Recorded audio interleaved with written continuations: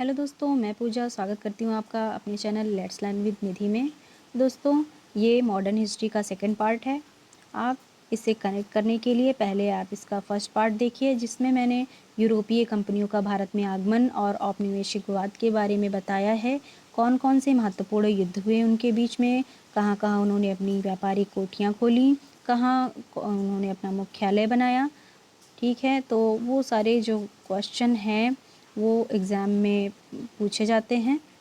तो आप इस टॉपिक से कनेक्ट करने के लिए, इस पार्ट से कनेक्ट करने के लिए पहले आप उस पार्ट को देखिए। उसका लिंक जो है मैं डिस्क्रिप्शन बॉक्स में दे दूँगी, तो आप वहाँ से जाके आप उसको देख लीजिएगा। तो चलिए आज चलते हैं टॉपिक की ओर। तो सबसे पहले हम जानते हैं कि बंगाल की स्थापना किसने की थी। तो बंगाल राज्य की स्थापना मुर्शिद कुली खान ने की थी, और मुर्शिद कुली खान ने की थी, और इसकी जो राजधानी है वो मुर्शिदाबाद को बनाया था। ठीक है, और ये जो सिराजुद्दौला हैं ये बंगाल के नवाब बने। तो जब सिराजुद्दौला बंगाल के नवाब बने थे तब इनका जो है अलग एक विवाद चल रहा था। इनका जो है विवाद अपने ही परिवार में एक घसीटी बेगम थी, उनसे विवाद चल रहा था, और साथ ही इनके पड़ोसी एक राजा थे वल्लभाचार्य, तो उनसे भी विवाद चल रहा था। तो ये सिराजुद्दौला जो है वो अपने निजी विवादों के चक्कर में फंसे हुए थे, और इसी विवाद का जो है इसी विवाद का फ़ायदा उठाकर अंग्रेज़ों ने क्या किया कि बंगाल के क्षेत्र में अपना जो है किला बनवाना प्रारंभ किया। ये फोर्ट विलियम किला बनवाना प्रारंभ किया बंगाल के क्षेत्र में। और इस फोर्ट विलियम किला का जो प्रधान अधिकारी बनाया वो रोजर ड्रैक था। ठीक है, इसका प्रधान कौन था? वो था रोजर ड्रैक। ये आप लोग नोट कर लीजिएगा, रोजर ड्रैक था इसका प्रधान। और बंगाल का जो संस्थापक था बंगाल राज्य का, वो मुर्शिद कुली खान था। उसने अपनी राजधानी मुर्शिदाबाद को बनाई थी। तो ये सिराजुद्दौला है जो थे वो अपने निजी विवादों में फंसे हुए थे, और अंग्रेज़ों ने इसी का फ़ायदा उठाकर जो है बंगाल में ये फोर्ट विलियम किले की स्थापना करने लगे। तो फिर सिराजुद्दौला का जब ध्यान इस पर आया कि ये जो अंग्रेज़ हैं वो अपनी व्यापारिक कोठी जो है वो बंगाल में स्थापित करने जा रहे हैं और अपने किले का निर्माण करा रहे हैं, तो सिराजुद्दौला ने अचानक ही किले पर हमला कर दिया। और वहाँ से क्या हुआ कि 146 लोगों को पकड़ के कलकत्ता के चंदनगर नामक स्थान पर एक छोटे से घर में कैद कर दिया था। किस घर में? जो कलकत्ता में ही था, चंदनगर नामक एक स्थान था, वहाँ पर एक छोटे से घर में कैद कर दिया था, जिसमें कितने लोगों की मृत्यु हो गई थी। यहाँ पर तो यहाँ लिखा है 123 लोग जीवित रहे, और मृत्यु कितने लोग, सॉरी, 23 लोग जीवित रहे और मृत्यु हुई 123 लोगों की। लगभग 123 लोगों की मृत्यु हुई, और बंद कितनों का किया? 146 को। 146 लोगों को इसने बंद कर दिया उस काल कोठरी में, और जिसमें से 123 लोगों की मृत्यु हुई और 23 लोग जीवित रहे। ठीक है, 23 लोग जीवित रहे। तो इसे क्या कहते हैं? ब्लैक होल घटना कहते हैं। ब्लैक हॉल की घटना, हॉल न कि होल, ब्लैक हॉल। तो काल कोठरी कांड इसे बोलते हैं। ये कब हुई? 20 जून 1756 में हुई। 1756 में हुई।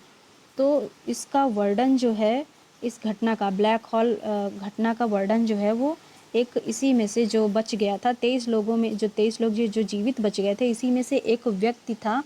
उसका नाम था इतिहासकार हॉर्नबिल नाम था। हॉर्नबिल ने बताया था, इसका वर्णन किया था कि कैसे लोग उसमें घुट घुट के मर रहे थे, और ये कैसा सिराजुद्दौला का जो है इन्होंने कदम उठाया था, ये बहुत ही गलत था।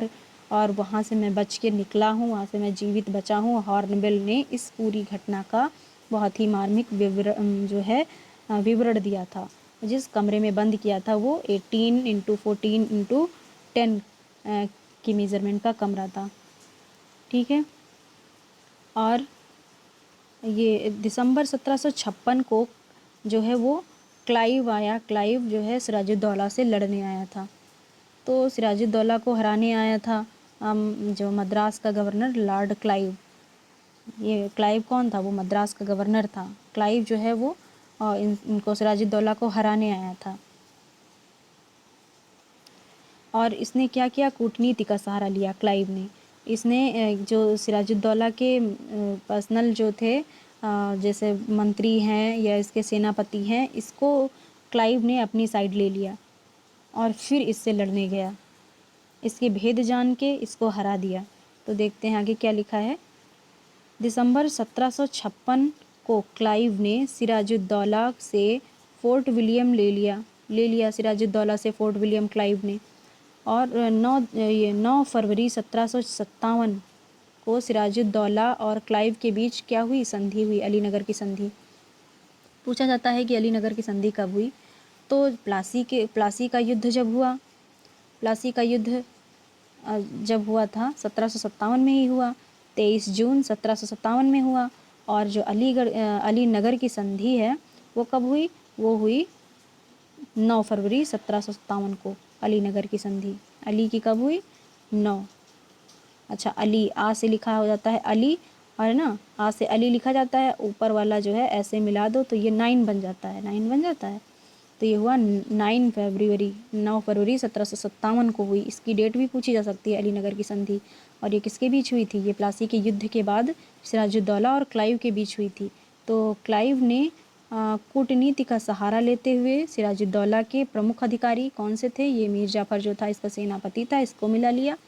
मीर जाफ़र सेनापति, लतीफ़, राय दुर्लभ, ये राम दुर्लभ नहीं है, ये राय दुर्लभ है।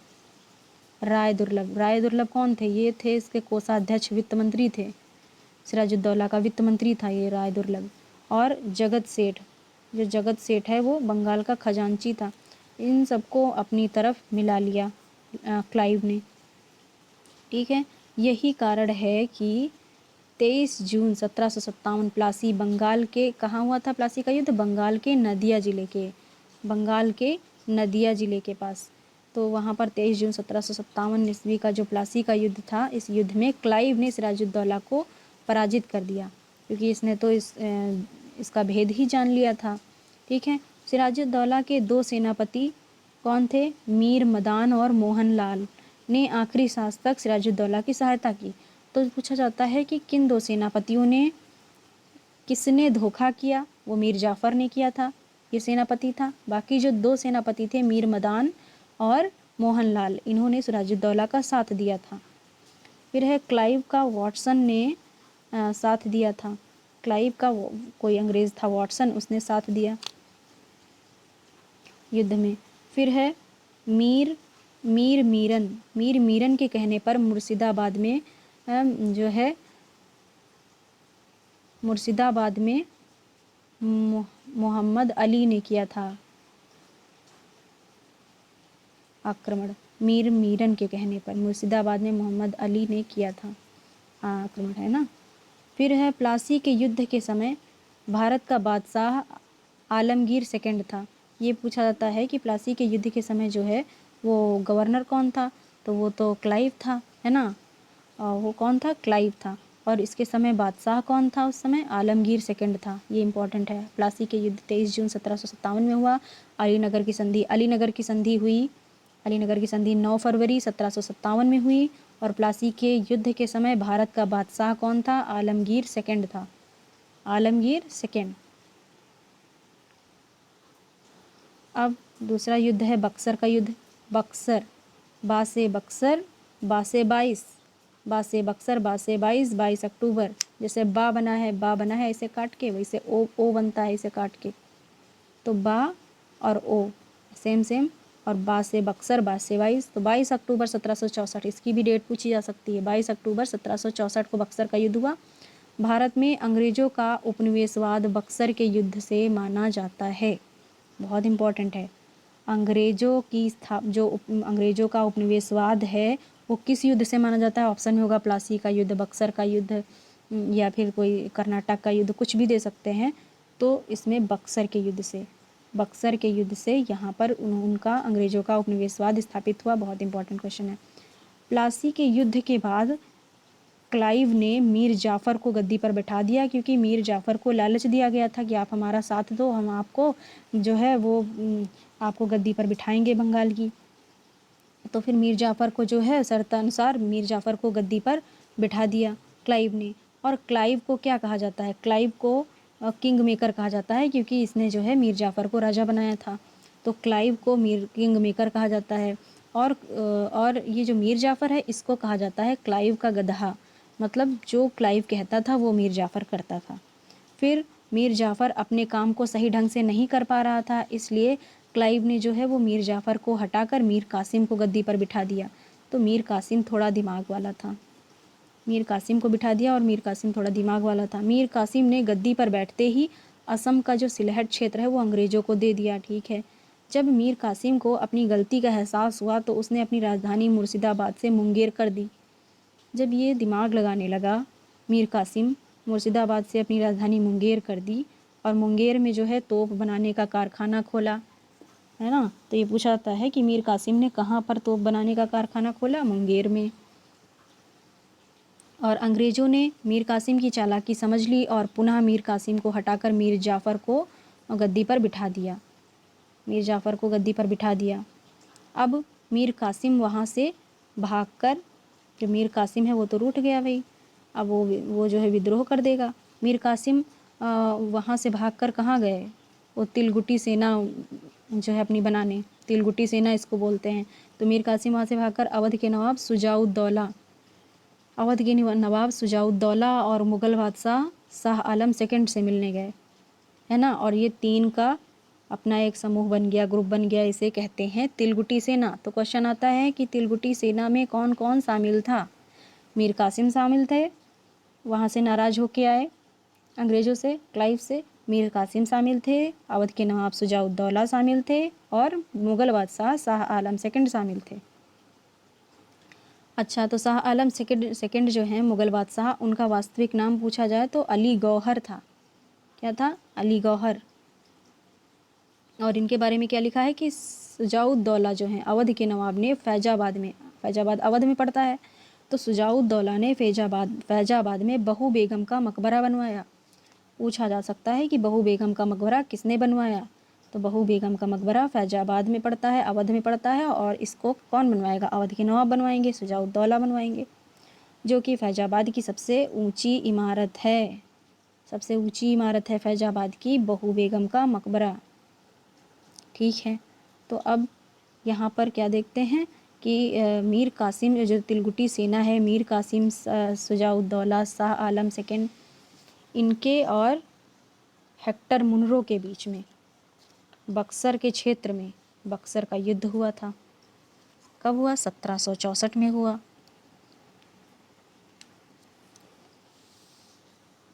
तो ये तिलगुटी सेना और हेक्टर मुनरो के बीच में ये युद्ध हुआ और यहाँ पर हेक्टर मुनरो ने इन तीनों को पराजित कर दिया और हेक्टर मुनरो जो है वो जीत गया। ठीक है, अब यहाँ पर क्या हुआ कि ये तो देख लिया, बहू बेगम का मकबरा जो है वो सुजाउद्दौला ने बनवाया। शाह आलम सेकंड के शासन काल में, शाह आलम सेकंड जो है मुग़ल सम्राट जो थे, उनके शासन में पानीपत का तृतीय युद्ध, ये इम्पोर्टेंट है, पानीपत का तृतीय युद्ध 1761 में हुआ। किसके बीच हुआ?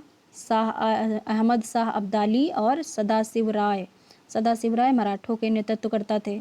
मराठों और ये अहमद शाह अब्दाली मुग़ल के बीच, अहमद शाह अब्दाली के बीच, ये दुर्रे दुर्रानी इसको कहते हैं। अहमद शाह अब्दाली को दुर्रे दुर्रानी कहते हैं। तो अहमद शाह अब्दाली और सदाशिव राय, मराठों के नेतृत्व में सदाशिव राय थे, इनके बीच हुआ था पानीपत का तृतीय युद्ध। किसके शासनकाल में? तो पूछा सकता है कि पानीपत का तृतीय युद्ध किसके शासनकाल में लड़ा गया। ये नहीं पूछेगा कि किसके बीच लड़ा गया, चलिए ये तो पूछा जा सकता है, अलग क्वेश्चन है, लेकिन किसके शासनकाल में लड़ा गया? अहमद शाह आलम सेकंड, तिलगुटी सेना के जो थे शाह आलम सेकंड के शासनकाल में। अतः पानीपत के तृतीय युद्ध के समय मुग़ल बादशाह शाह आलम सेकंड था। ठीक है, अब यहाँ पर जो बक्सर का युद्ध हुआ हेक्टर मुनरो और ये शाह आलम, सुजाउद्दौला और मीर कासिम के बीच, उसमें जो है तिलगुटी सेना ये जो हार गए थे, हेक्टर मुनरो जीत गया था। अब यहाँ पर संधि कौन सी हुई? संधि हुई इलाहाबाद की प्रथम संधि, इलाहाबाद की द्वितीय संधि। तब इसके बारे में क्या है कि इलाहाबाद की प्रथम संधि हुई 12 अगस्त 1765 में। 64 में हुआ युद्ध और 65 में हुई पहली संधि, इलाहाबाद की पहली संधि इम्पॉर्टेंट है 12 अगस्त 1765 में। तो पहली जो है वो मुग़ल बादशाह चक्कर में पड़े इसमें। तो मुग़ल बादशाह शाह आलम सेकंड से बंगाल, बिहार और उड़ीसा की दीवानी छीन ली गई। दीवानी मतलब क्या होता है? दीवानी होता है कि वहाँ से अंग्रेज़ अब दीवानी जो है किसके पास आ गई? अंग्रेज़ों के पास आ गई। तो अंग्रेज़ अब वहाँ से बंगाल, बिहार और उड़ीसा से टैक्स वसूलेंगे। ठीक है, राजस्व वाला जो कलेक्शन था वो अंग्रेज़ों के हाथ में चला गया, दीवानी छीन ली गई इनसे, शाह आलम सेकंड से। अब यहाँ पर कौन सी संधि हुई? इलाहाबाद की सेकंड संधि 16 अगस्त 1765 में हुई। दूसरी संधि कब हुई? 16 अगस्त 1765 में। किसके बीच होगी? एक के साथ तो डील हो गई, शाह आलम सेकंड के साथ डील हो गई प्रथम संधि में। द्वितीय संधि किसके बीच हुई? अब बचे अवध के नवाब शुजाउद्दौला, है ना। तो अवध के नवाब मीर कासिम के पास तो कुछ था ही नहीं, वो तो भगा के आए थे वहाँ पर, जो थे मीर जाफ़र बिठा दिया गया था गद्दी पर, बंगाल की गद्दी पर, और वो वहाँ से भाग के आए थे। तो था इनके पास जो था बादशाह के पास, और यहाँ पर नवाब के पास। तो अवध के नवाब शुजाउद्दौला जो हैं, अब पूछा जा सकता है कि इलाहाबाद की द्वितीय संधि किसके बीच, मतलब किसके साथ हुई थी अंग्रेज़ों की? अवध के नवाब के साथ, मुग़ल बादशाह के साथ, या किसके साथ हुई थी? कोई भी ऑप्शन में दिया जा सकता है। तो सेकंड वाली जो है वो अवध, भाई बंगाल जो है ज़्यादा प्रसिद्ध था, तो पहली वाली जो है बंगाल के जो बंगाल, बिहार, उड़ीसा वाला हुआ पहली संधि में, मुग़ल बादशाह के साथ हुआ। बाद में अवध के नवाब के साथ हुआ द्वितीय संधि, शुजाउद्दौला जो थे, इनसे क्या किया गया कि अवध में इलाहाबाद पड़ता है, कड़ा पड़ता है, तो इनसे इलाहाबाद और कड़ा का क्षेत्र छीनकर मुग़ल बादशाह को दे दिया गया। मुग़ल बादशाह जो कौन थे? शाह आलम सेकंड। तो ये अवध के नवाब शुजाउद्दौला से छीनकर मुग़ल बादशाह को दे दिया गया इलाहाबाद और कड़ा का क्षेत्र।